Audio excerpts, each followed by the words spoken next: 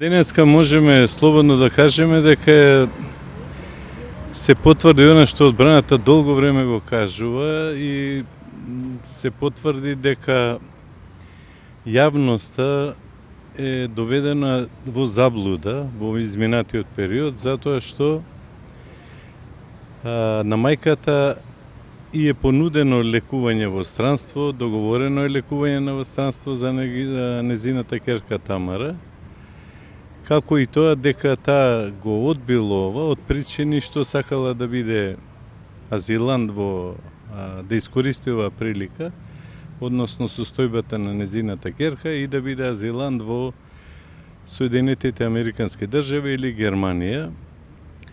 Вие денеска бевте присутни кога се утврдија многу факти околу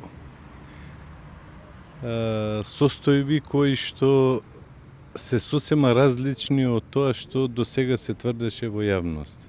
Сметам дека навистина ова е пресврт во судењето и дека во понатамошниот тек на постапката само уште повеќе ќе се докажува околу, еве да не шпекулирам јас, околу средства што се собрани, потрошени, средства кои што биле наменети за лекување, а не се употребени за лекување и така натаму, и тоа да оставиме судот да го утврдува. Ви благодарам.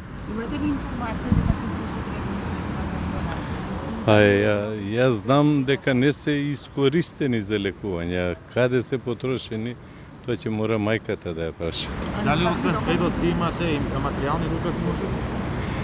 Освен сведоци, има материјални докази, тие се во документите што ги имаме во предметот, затоа што пари се одобрени од фондот.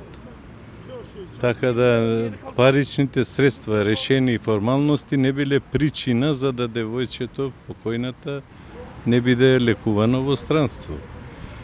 Тоа денеска се докажа, мислам нема проблем. Ќе видиме, исто ќе се потврдува и во наредниот период сигурно.